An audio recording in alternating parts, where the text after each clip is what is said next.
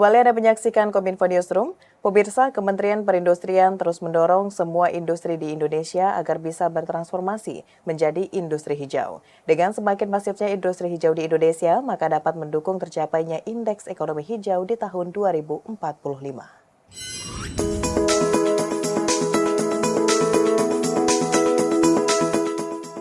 Sektor industri menjadi salah satu sektor yang mendukung perekonomian di Indonesia. Namun, sektor industri tidak selalu berdampak positif, namun juga bisa memberikan dampak negatif, seperti pencemaran air dengan pembuangan limbah pabrik ke sungai, pencemaran udara akibat asap dari aktivitas pabrik, pencemaran tanah akibat pembuangan kemasan hasil produksi ke lingkungan sekitar, dan perubahan iklim. Untuk mengatasi hal tersebut, penerapan industri yang ramah lingkungan atau industri hijau menjadi salah satu kunci. Kementerian Perindustrian yang menjadi pelopor dalam bidang industri dan lingkungan mendorong semua industri untuk menerapkan industri hijau. Tentunya produk yang dihasilkan oleh suatu industri yang sudah menerapkan prinsip industri hijau, ini otomatis akan meningkatkan daya saing dari produk itu sendiri. Sehingga ujung-ujungnya ya akan meningkatkan tingkat penjualan perusahaan dan profit perusahaan. Ini dari perspektif perusahaan. Berdasarkan Undang-Undang Nomor 3 Tahun 2014 tentang Perindustrian, industri hijau merupakan industri yang dalam proses produksinya mengutamakan upaya efisiensi dan efektivitas penggunaan sumber daya secara berkelanjutan, sehingga mampu menyelaraskan pembangunan industri dengan kelestarian fungsi lingkungan hidup serta dapat memberi manfaat bagi masyarakat. Upaya percepatan pengembangan dan penerapan industri hijau tentunya diperlukan kerjasama dari berbagai pihak, salah satunya pemerintah daerah. Kepala Pusat Industri Hijau mengatakan pemerintah daerah harus melakukan sosialisasi dan pelatihan terkait industri hijau, memberikan fasilitas dalam bentuk pendampingan dan sertifikasi, serta memberikan penghargaan kepada industri yang berhasil menerapkan industri hijau. Tentunya dengan kerjasama pemerintah pusat, pemerintah daerah, dan masyarakat, dalam mewujudkan industri hijau dapat meminimalisir emisi dan limbah akibat dari proses produksi. Yang pertama bisa membantu untuk meningkatkan awareness dengan melakukan sosialisasi, promosi, campaign kepada industri-industri yang ada di wilayah masing-masing. Lalu yang kedua, mereka juga bisa melakukan pembinaan industri hijau. Jadi perusahaan-perusahaan ini perlu didampingi, perlu diberikan pemahaman bagaimana mereka bisa bertransformasi.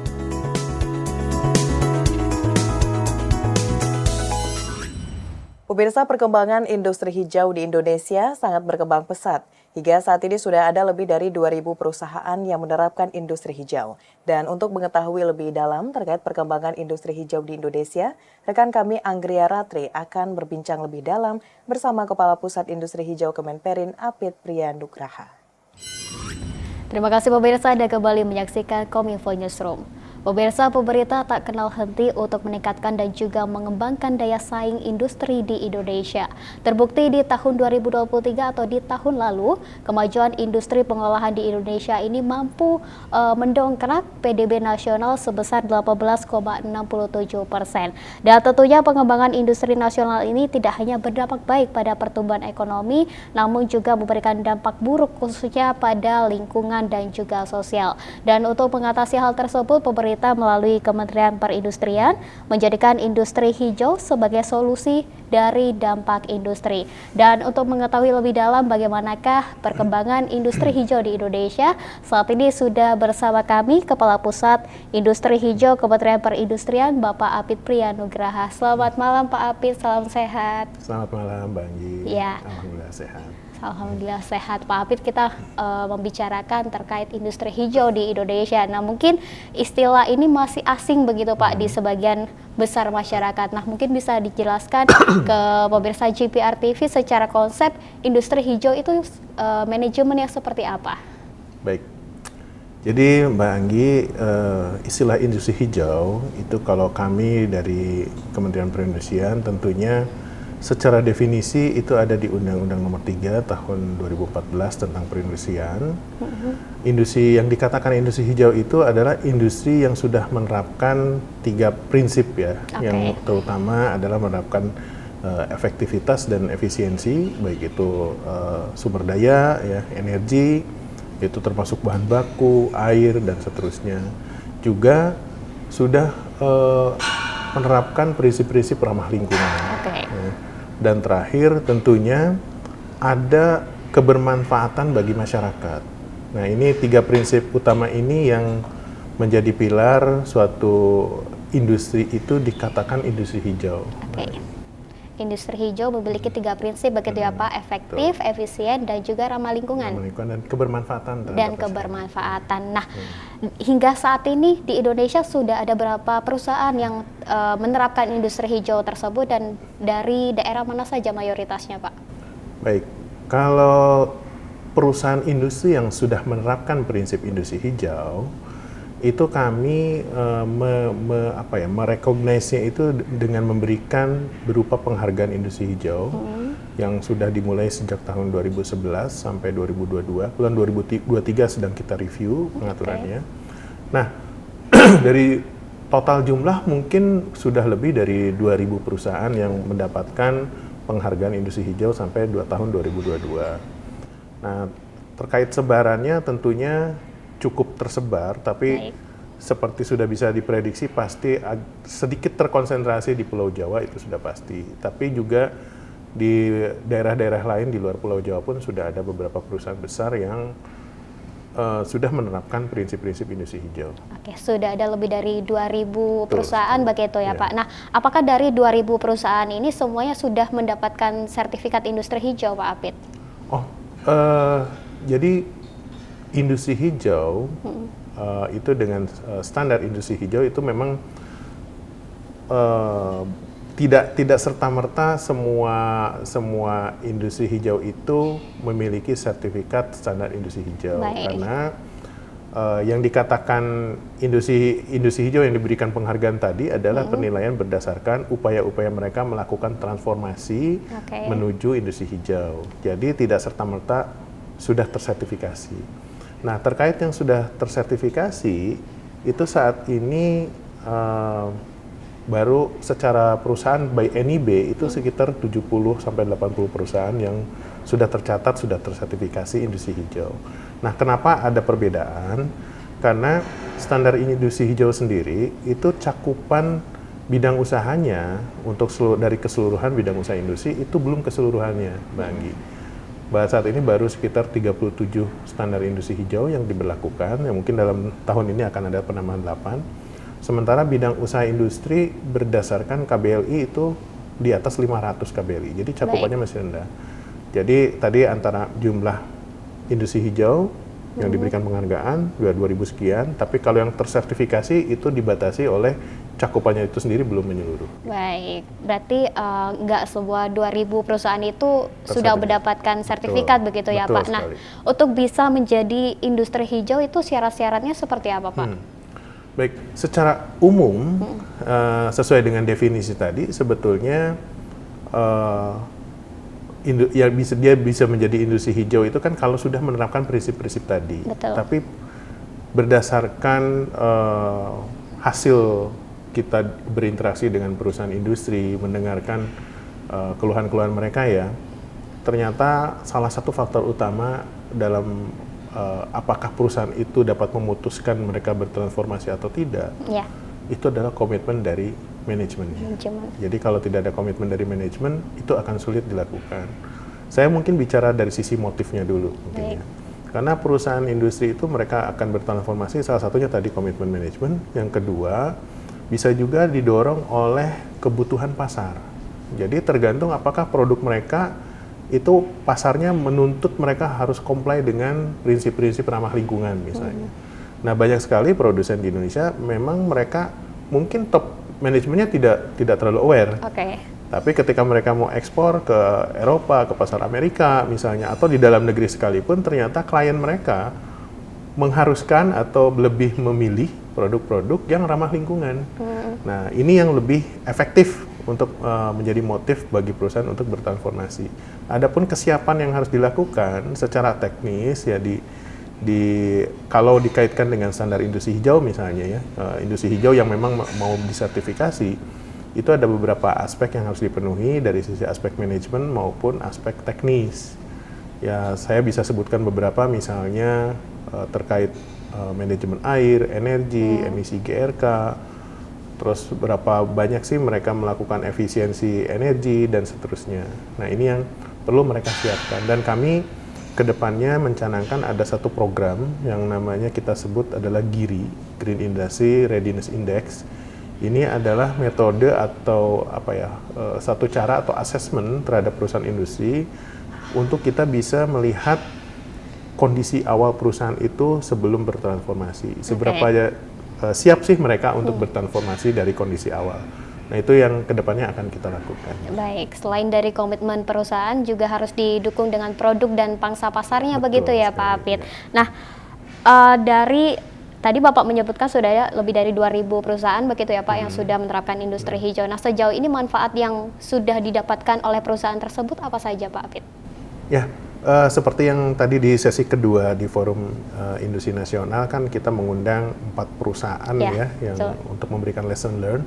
Nah dari 4 perusahaan itu sebetulnya hanya 3 yang sudah mendapatkan sertifikasi, 1 yang belum, itu yang APR ya, yang belum. Nah kenapa mereka mau menerapkan industri hijau tadi ya driven by yang tadi saya sebutkan 2 itu, dan berikutnya adalah mereka sendiri sudah bisa melakukan perhitungan dari awal berapa banyak yang bisa mereka lakukan efisiensi ya, misalnya dari sisi energi mereka bisa melakukan apa, dan tentunya mereka juga sudah berhitung investasi yang diperlukan itu berapa dan potensial cost efisiensinya berapa. Jadi ini murni perhitungan bisnis bagi perusahaan. Nah sebetulnya campaign yang kami lakukan tadi sebenarnya ingin memberikan awareness ke semua stakeholder bahwa kalau dilakukan dengan cara yang baik dan benar, dengan perhitungan dan motif yang jelas, prinsip-prinsip industri hijau itu sangat menguntungkan. Dan itu tadi kita undang adalah perusahaan-perusahaan sudah merasakan untungnya. Ternyata ketika bertransformasi, terjadi efisiensi biaya dari biaya energi. Misalnya mereka juga menerapkan circular economy, di mana yang tadinya waste atau limbah, mereka bisa gunakan kembali untuk sebagai bahan baku, airnya bisa dimurnikan kembali untuk proses, dan seterusnya. Sehingga benefit utama dari sisi cost itu adalah potensi penghematannya. Itu yang secara aktual yang nyata bisa dilihat.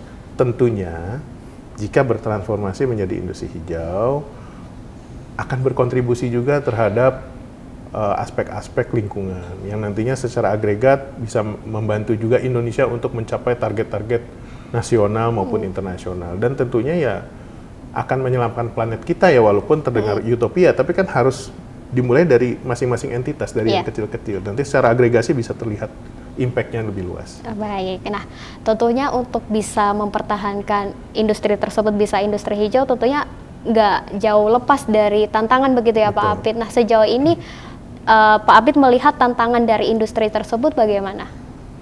Ya, memang upaya mitigasi dan ya terkait upaya penurunan emisi, terus ini kan bagian dari transformasi industri hijau ya. Itu adalah upaya berkelanjutan, Pak. Saat ini menerapkan teknologi A untuk menurunkan penggunaan konsumsi energi misalnya, karena masang PLTS atap misalnya. Tahun depan itu harus melakukan upaya-upaya lain, menerapkan teknologi lain, mungkin menambah waste heat recovery dan seterusnya. Jadi upaya ini harus berkelanjutan, nggak bisa berhenti di situ, dan ini juga seiring dengan tuntutan zaman dan juga perkembangan teknologi. Semakin hari semakin banyak inovasi baru yang bisa digunakan, diimplementasikan untuk melakukan penghematan dan efisiensi. Nah tentunya sekali lagi upaya ini harus berkelanjutan, sehingga kami juga melakukan campaign atau awareness pun tidak akan berhenti, namun kontennya, isunya tentunya di-upgrade. Ya, harus gitu. terus mengikuti sesuai begitu mengikuti ya. perkembangan zaman gitu. Itu yang kami lakukan. Ya, intinya terus mengikuti begitu ya Pak, agar terus update begitu, terus upgrade juga. Nah, Pak Apit, tentunya keberhasilan penerapan industri hijau ini bentuk sinergi gitu ya Pak, antara pemerintah pusat dan juga pemerintah daerah. Nah, pemerintah daerah ini seharusnya seperti apa agar bisa memperluas begitu industri hijau yang ada di Indonesia? Baik. Jadi sebelum menjawab pertanyaan tersebut, mungkin kami juga perlu memberikan sedikit gambaran ya. Tadi sempat kami paparkan juga bahwa target-target capaian, khususnya yang jadi matriks perhitungan di unit kerja kami kan seberapa banyak perusahaan industri bertransformasi dan seberapa banyak juga yang tersertifikasi gitu ya. Nah, kalau yang kami tampilkan tadi adalah sebenarnya kombinasi. Tapi target-target itu yang tadi saya sampaikan kan tahun depan itu 1.000 dari sekarang 70 itu adalah target yang tersertifikasi. Tapi hitungannya adalah perusahaan industri.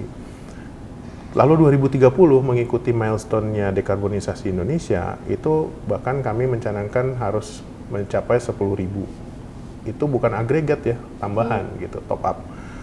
Nah, jadi ini tidak mungkin kami lakukan sendiri.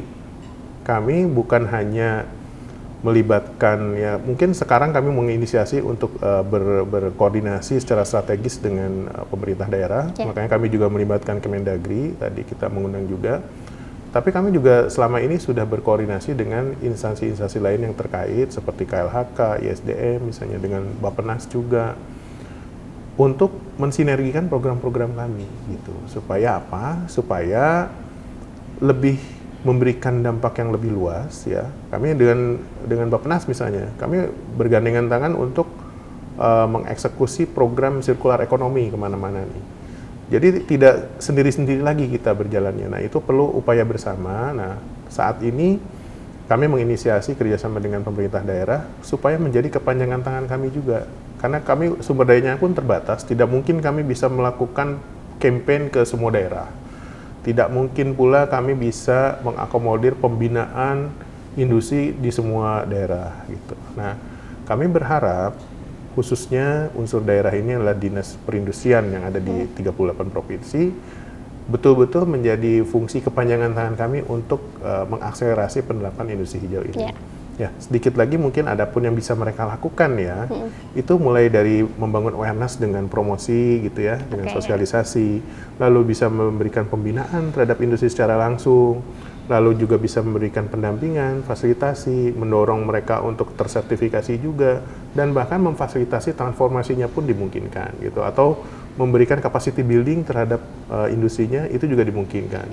Tentunya tetap berkolaborasi dan berkoordinasi dengan kami. Gitu. Kunci utamanya terus memberikan pendampingan begitu ya Pak untuk bisa bertransformasi ke industri hijau. Baik, terima kasih Pak Apit sudah bergabung bersama kami, sudah berbagi informasi terkait perkembangan industri hijau di Indonesia, dan tentunya kita berharap ya Bapak di industri di seluruh Indonesia agar bisa segera bertransformasi untuk menjadi industri hijau dan bisa mencapai target yang sudah ditentukan oleh Kementerian Perindustrian begitu ya Bapak. Sekali lagi terima kasih Pak Apit sudah bergabung, salam sehat. Baik, sama-sama, makasih. Dan pemirsa, itu tadi dialog kami bersama Pak Apit Priyanugraha selaku Kepala Pusat Industri Hijau Kementerian Perindustrian, dan kami akan kembali dengan informasi lainnya, tetaplah di Kominfo Newsroom.